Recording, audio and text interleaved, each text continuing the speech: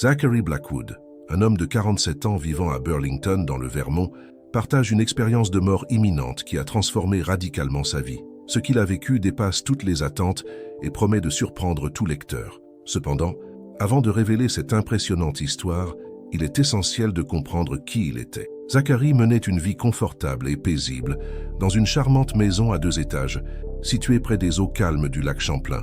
Il travaillait comme graphiste dans une agence de publicité locale et vivait ouvertement sa sexualité, étant dans une relation stable avec Marcus depuis 3 ans. Sa routine semblait parfaite, mais un tournant inattendu était sur le point de tout bouleverser.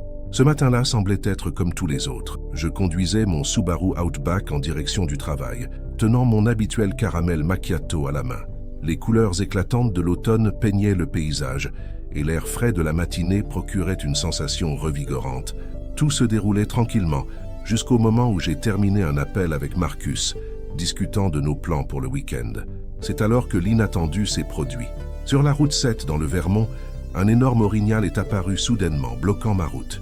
Bien que les accidents impliquant des orignaux soient fréquents dans cette région, rien ne peut vous préparer à affronter un animal de près de 700 kg surgissant devant vous. Dans un réflexe instinctif, j'ai brusquement tourné le volant pour éviter l'impact, mais à 105 km/h, j'ai perdu le contrôle de la voiture. La dernière image gravée dans ma mémoire est celle de ma tasse de café projetée dans les airs alors que la voiture dévalait le ravin abrupt. L'accident fut dévastateur. Ma voiture est entrée violemment en collision avec plusieurs arbres avant de finalement s'arrêter au fond d'un ravin. L'impact a détruit le côté du conducteur et je suis resté coincé entre le volant et le siège, totalement incapable de bouger. Plus tard, j'ai appris qu'un camionneur de passage avait aperçu les feux arrière de ma voiture à travers les arbres et avait rapidement appelé les secours, déclenchant une opération de sauvetage qui serait tout sauf facile.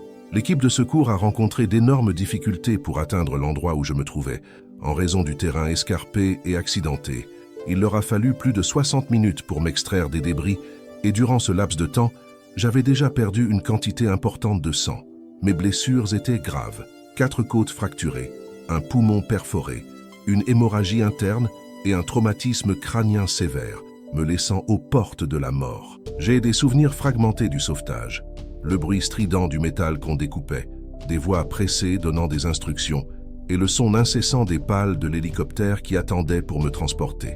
J'ai été évacué par hélicoptère vers le centre médical de l'Université du Vermont, à Burlington, où ma lutte pour la vie allait se poursuivre. Plus tard, les médecins m'ont expliqué que, pendant le vol, mon cœur s'était arrêté à 2 reprises. Une fois pendant 3 minutes et une autre fois pendant 4 minutes. Pendant ce temps, Marcus, mon partenaire, était au travail lorsqu'il a reçu la nouvelle. Il s'est précipité à l'hôpital, mais à son arrivée, j'étais déjà en salle d'opération. Mon état était critique, les médecins estimant seulement 20% de chances de survie. Plusieurs interventions chirurgicales ont été nécessaires pour stopper l'hémorragie interne et réparer les graves lésions à mes organes, tandis que ma vie tenait à un fil. Pendant ces minutes où mon cœur s'est arrêté, quelque chose d'extraordinaire s'est produit. Quelque chose qui allait bouleverser tout ce que je croyais savoir sur la vie et la mort. L'expérience était si vive, si réelle, qu'elle a complètement démantelé ma vision du monde, ébranlant les fondations de tout ce que je pensais comprendre sur l'existence. Ce n'était pas une de ces histoires réconfortantes de lumière chaleureuse ou de sensations de paix dont on entend souvent parler dans les récits d'expériences de mort imminente. Ce que j'ai vu et ressenti était totalement différent, quelque chose de profond et de troublant qui allait me hanter pour le reste de ma vie. Avant cela, je vivais pleinement satisfait de qui j'étais. Ma vie semblait complète. Un partenaire aimant, une carrière réussie et une routine confortable. Je n'avais jamais ressenti le besoin de remettre en question mon mode de vie ou mes croyances. J'avais été élevé dans la foi catholique, mais depuis le lycée, je ne fréquentais plus l'église. La religion ne faisait tout simplement pas partie de mon quotidien, et je pensais qu'elle n'était pas nécessaire. À mes yeux, si Dieu existait, il m'accepterait certainement tel que j'étais. Cependant, ces minutes où j'ai été cliniquement mort ont révélé à quel point je me trompais. L'expérience a touché le cœur de mon être, ébranlant mes certitudes et m'obligeant à affronter des vérités que j'avais évitées toute ma vie. Le moment où mon cœur s'est arrêté a tout changé de manière brutale et définitive. Ce n'était pas comme s'endormir ou perdre connaissance. Cela s'est produit de manière instantanée et incroyablement claire. Tout à coup, je me suis senti séparé de mon corps, flottant au-dessus de l'hélicoptère. Je pouvais voir les secouristes travailler frénétiquement sur mon corps inerte en dessous, mais tout semblait lointain, comme si j'assistais à une scène de film mettant en scène quelqu'un d'autre. Puis le tunnel est apparu. Ce n'était pas la lumière chaleureuse et réconfortante, souvent décrite dans les récits d'expériences de mort imminente. C'était un vortex tourbillonnant qui me tirait avec une force indescriptible. La sensation était terrifiante, comme si j'étais aspiré par un vide à des vitesses inimaginables. Autour de moi tourbillonnèrent des couleurs que je n'avais jamais vues auparavant, accompagnées d'un son profond et résonnant qui vibrait dans tout mon être, me remplissant d'un mélange fascinant de peur et de curiosité. Alors que je progressais dans ce tunnel, une sensation écrasante s'est emparée de moi. C'était comme si chaque action de ma vie était exposée de manière inéluctable. Ce n'était pas simplement une série de souvenirs qui défilaient devant mes yeux. C'était comme revivre tous ces moments simultanément, mais cette fois avec une pleine conscience de l'impact de chacun. Chaque mensonge que j'avais raconté, chaque personne que j'avais blessée, chaque décision égoïste, tout semblait porter un poids tangible, presque physique, qui m'écrasait intensément. Les révélations les plus douloureuses concernaient mes relations. J'ai vu Marcus, mais pas avec le regard d'amour auquel j'étais habitué. Au lieu de cela, j'ai perçu comment notre relation, que j'avais toujours défendue comme une expression d'amour, causait en réalité des dommages spirituels profonds à nous deux. C'était comme si chaque interaction intime laissait des marques invisibles, mais désormais impossibles à ignorer, révélant des conséquences que je n'avais jamais voulu affronter. Chaque moment intime que nous avions partagé est apparu comme des taches sombres sur nos âmes, s'étendant comme des gouttes d'encre dans une eau cristalline. L'image était dévastatrice, une représentation tangible des conséquences que je n'avais jamais perçues auparavant. J'ai alors été conduit à revisiter mon enfance, une période où j'avais commencé à me sentir différent des autres garçons. Je me suis souvenu de la confusion initiale, de la peur et finalement de la rébellion contre les valeurs traditionnelles qui m'avaient été enseignées. Cependant, avec cette nouvelle perspective, j'ai pu voir clairement comment chaque choix qui m'éloignait de mon éducation religieuse initiale me détournait également de la vérité. C'était comme si une carte de ma vie se dessinait devant moi, révélant un chemin de détour et d'égarement que je n'avais jamais pleinement compris. Le voyage à travers le tunnel semblait durer des heures, bien que je sache d'une certaine manière que seulement quelques secondes s'étaient écoulées dans le temps réel. Puis, soudainement, tout s'arrêta. Il n'y avait plus de mouvement, plus de son, ni de couleur autour de moi. Je me trouvais dans un espace vaste, impossible à décrire avec des mots humains. Ce n'était ni sombre ni lumineux, c'était simplement un état d'existence, totalement différent de tout ce que j'avais vécu auparavant. C'est alors que j'ai réalisé que je n'étais pas seul. Une présence s'approchait, bien qu'elle ne fût pas physique. Je n'ai vu aucun visage, ni entendu aucune voix, mais je savais, avec une certitude absolue et indéniable, qui se tenait devant moi, Jésus-Christ. C'était comme si j'avais été reconnecté à une vérité ancienne et universelle, quelque chose qui avait toujours été en moi, mais que j'avais, d'une certaine façon, oublié au fil de ma vie. La sensation de reconnaissance était à la fois limpide et écrasante. Sa présence était écrasante, un équilibre parfait entre un amour pur et une autorité imposante qui me donnait envie de tomber à genoux. Mais ce n'était pas le Jésus doux et paisible des illustrations de l'école du dimanche. Devant moi se tenait le roi des rois, le juge suprême de toute la création. Sa majesté était aussi impressionnante que son amour était inconditionnel. À cet instant, toutes les justifications que j'avais construites tout au long de ma vie s'effondrèrent comme de la poussière. Il n'y avait aucun moyen de cacher quoi que ce soit, ni à lui, ni à moi-même. Sa présence illuminait chaque recoin de mon âme, révélant tout ce que j'avais tenté de dissimuler ou d'ignorer. J'étais entièrement vulnérable face à une vérité qu'il était impossible de nier. Il n'a pas prononcé de mots, mais son message arrivait directement à ma conscience, de manière claire et incontestable. C'était comme si chaque pensée était imprégnée de sa vérité. Je pouvais ressentir l'immense amour qu'il avait pour moi, un amour si intense qu'il en était presque douloureux. Cependant, je compris que cet amour ne signifiait pas une acceptation sans réserve de toutes mes décisions. C'est alors que je vis, avec une clarté douloureuse, comment le mode de vie que j'avais défendu et adopté, croyant qu'il était naturel et bon, était en opposition directe avec le dessein divin. Le message était sans ambiguïté. Mon orientation sexuelle, en soi, n'était pas le péché, mais les choix que j'avais faits pour agir en conséquence, l'adopter et la définir comme mon identité, l'étaient. Cette révélation a démantelé des années de justification que j'avais construites pour moi-même, me confrontant à une vérité que je n'avais jamais voulu affronter. J'ai vu avec une clarté douloureuse que mes choix n'avaient pas seulement un impact sur moi, mais également sur les personnes autour de moi. Chaque fois que j'encourageais quelqu'un à être fidèle à lui-même en embrassant l'homosexualité, sans m'en rendre compte, je contribuais à l'éloigner du salut. Cette révélation fut dévastatrice, mais ce qui suivit fut encore plus difficile à supporter. Jésus me montra d'autres personnes, d'innombrables âmes qui avaient fait des choix semblables aux miens. Ces âmes se trouvaient dans un état que je ne peux décrire que comme un lieu d'attente. Ce n'était pas l'enfer, mais ce n'était pas non plus le paradis. C'était un limbe spirituel où elles étaient prisonnières de leur propre justification, incapables de progresser parce qu'elles refusaient de confronter la vérité sur les décisions qu'elles avaient prises. Leur souffrance ne provenait pas d'une punition directe, mais de leur incapacité à renoncer à leur justification et à reconnaître l'impact de leurs choix. La vision était à la fois puissante et troublante, révélant le véritable poids de mes actions et leurs conséquences éternelles. Ce qui m'a le plus marqué, c'est de réaliser que beaucoup de ces âmes étaient religieuses, y compris des chrétiens dévoués.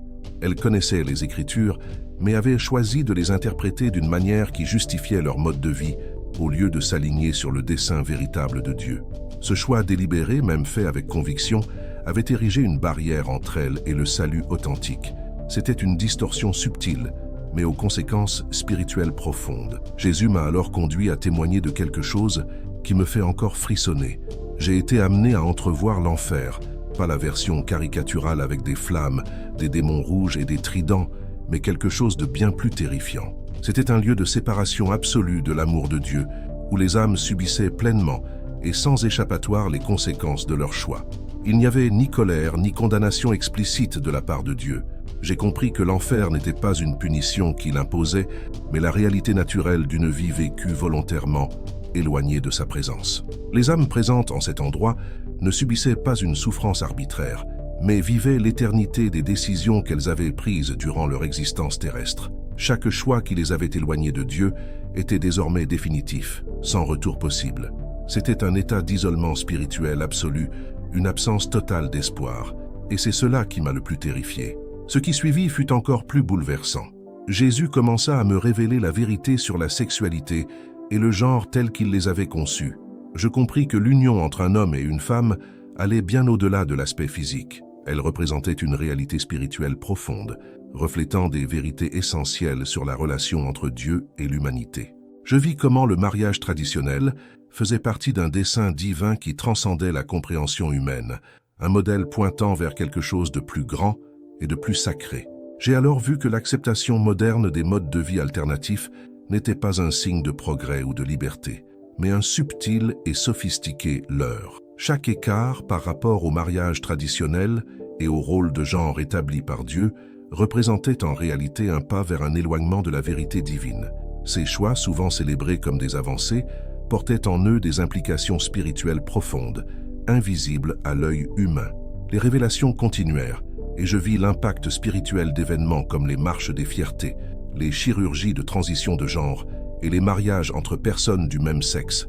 Du point de vue céleste, il devint évident que, malgré l'apparence de joie et de célébration lors de ces événements, une obscurité spirituelle les enveloppait. C'était une réalité difficile à accepter, mais impossible à ignorer. Ce qui m'a le plus blessé, cependant, fut de voir comment mon propre activisme avait contribué à cet éloignement. Chaque fois que je défendais les droits LGBTQ+, ou que j'encourageais d'autres à adopter ces modes de vie, sans m'en rendre compte, j'aidais à les éloigner du salut. Cette vérité s'est abattue sur moi comme un poids insupportable, révélant les conséquences de mes paroles et de mes actions d'une manière que je n'aurais jamais pu imaginer. Jésus me montra des moments précis de ma vie, des conversations que j'avais eues, des publications que j'avais partagées sur les réseaux sociaux et des jeunes que j'avais influencés directement. Chacun de ces moments apparut comme une pierre attachée à mon cou et je ressentis le poids écrasant de l'impact de mes paroles et de mes actes, comprenant à quel point j'avais contribué à détourner d'autres personnes du chemin de la vérité. Malgré la douleur de cette révélation, je ne ressentis aucune condamnation de la part de Jésus. Au contraire, tout ce que je ressentais était un amour écrasant et un profond désir qu'il m'aidait à comprendre la vérité. Il me montra aussi que beaucoup de mes amis homosexuels, malgré leur apparence de fierté et de bonheur, luttaient intérieurement avec leurs choix.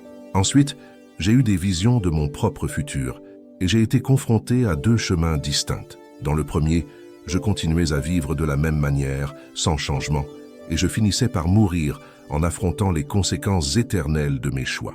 Dans le second, j'embrassais la vérité, abandonnais mon mode de vie homosexuel et devenais un instrument pour aider d'autres personnes à faire de même. La différence entre ces deux avenirs était aussi nette qu'impressionnante. C'est à ce moment-là que j'ai compris quelque chose de profondément libérateur. Mes attirances pour les personnes du même sexe n'étaient ni un choix, ni une faute de ma part. Elles étaient le résultat d'une combinaison d'influences et d'expériences accumulées tout au long de ma vie. Cependant, la façon dont je choisissais d'agir en fonction de ces attirances relevait entièrement de ma responsabilité. Cette distinction m'a apporté une clarté que je n'avais jamais eue auparavant, révélant que le véritable poids de mes choix résidait dans la manière dont je décidais de vivre et d'influencer les autres. Jésus m'a révélé qu'il offrait une force suffisante pour résister aux désirs, même si ceux-ci ne disparaissaient pas complètement dans cette vie. Cette vérité était accompagnée d'une vision profondément inspirante. Des personnes qui avaient laissé derrière elles le mode de vie homosexuel. Les luttes qu'elles avaient affrontées étaient immenses, mais la joie de vivre en accord avec la vérité divine était encore plus grande. J'ai vu leur couronne de victoire au ciel, gagnée grâce à des choix difficiles, mais fidèles, faits sur terre. C'était une image de rédemption et de gloire qui m'a apporté autant d'espoir que de responsabilité. Cette partie de l'expérience s'est conclue par une leçon puissante. Le véritable amour ne consiste pas à simplement approuver les choix de chacun, mais à les guider vers le chemin de la vérité de Dieu, même lorsque cette vérité est inconfortable ou contraire aux opinions populaires. Aimer véritablement signifie aider les autres à trouver une liberté spirituelle, même si ce chemin est semé d'embûches. Soudain, tout changea à nouveau. Je fus emmené dans un endroit que je ne peux décrire autrement que comme une salle de tribunal céleste. Cependant, au lieu de me sentir jugé, on me présenta un choix. Je pouvais retourner sur terre avec cette nouvelle compréhension, ou affronter le jugement final à cet instant précis. Le poids de cette décision était écrasant. Je savais que, si je choisissais de retourner, je devrais transformer ma vie de manière radicale. Il me faudrait abandonner tout ce que je connaissais, y compris Marcus, une personne que j'aimais profondément. En outre, je devrais faire face à des critiques, des rejets et la perte de nombreuses amitiés. D'un autre côté, je savais aussi que rester signifiait affronter immédiatement le jugement pour mes péchés non repentis. Le choix était clair, mais il portait un fardeau émotionnel et spirituel d'une intensité que je n'avais jamais expérimentée auparavant. Jésus m'a montré que mon retour sur terre aurait un but plus grand. Mon expérience pourrait devenir un phare pour aider d'autres personnes prises au piège du même mode de vie que celui que j'avais mené. Il m'a révélé que de nombreuses personnes, en secret, remettaient en question leur style de vie homosexuel, mais étaient trop confuses ou effrayées pour envisager un changement.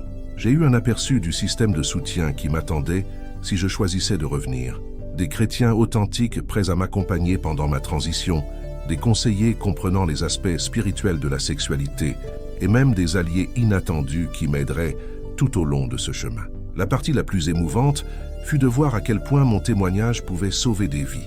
Jésus me montra des personnes spécifiques, certaines que je connaissais déjà, d'autres que je n'avais pas encore rencontrées, dont les vies seraient profondément transformées par mon histoire. Leur destin éternel pourrait être changé grâce à ma volonté de dire la vérité.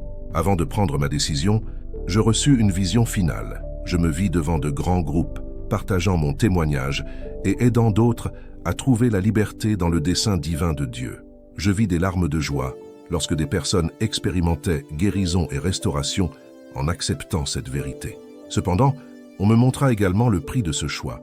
Être étiqueté comme un préjugé, un traître à la communauté LGBTQ+, et bien pire. Je vis d'anciens amis s'éloigner de moi, des attaques féroces sur les réseaux sociaux et même des menaces contre ma sécurité. Pourtant, à côté de ces défis, je vis quelque chose qui surpassait toutes mes peurs, la paix inébranlable qui découle du fait de vivre dans la vérité. Le choix devint inévitable. Avec un mélange de peur et de détermination, je décidai de revenir. Dès que j'ai pris cette décision, j'ai été envahi par une paix et un sens du but écrasant, même en sachant déjà les défis qui m'attendaient. Avant de retourner dans mon corps, je reçus un dernier message. Ma mission n'était pas de condamner, mais d'aimer, aider les autres à découvrir la même vérité qui m'avait été révélée, toujours avec compassion et compréhension, en me rappelant que j'avais moi aussi été aveugle à ces vérités. Me réveiller à l'hôpital fut comme une renaissance. La douleur physique était presque insupportable, mais elle ne pouvait se comparer au réveil spirituel que j'avais vécu. En ouvrant les yeux, je vis Marcus à mes côtés, tenant ma main. Cependant, à cet instant, il était clair pour moi que les choses ne seraient plus jamais les mêmes entre nous. Les premières semaines furent émotionnellement dévastatrices. Expliquer mon expérience à Marcus fut un choc pour nous deux. Il pensait que le traumatisme crânien avait altéré ma perception et qu'avec le temps, je retrouverais mon état normal.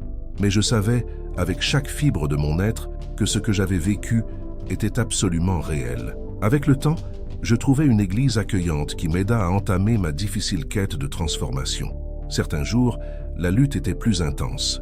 Mes attirances pour les personnes du même sexe ne disparurent pas miraculeusement, mais j'avais désormais la force et la compréhension nécessaires pour y résister. C'était une bataille quotidienne, mais elle était menée avec un objectif clair et un nouveau sens profond du devoir. Mon histoire s'est rapidement répandue sur les réseaux sociaux, suscitant des réactions intenses. Comme prévu, la communauté LGBTQ+, a réagi avec des critiques sévères. D'anciens amis m'ont accusé d'homophobie intériorisée et de trahir la cause que j'avais autrefois soutenue.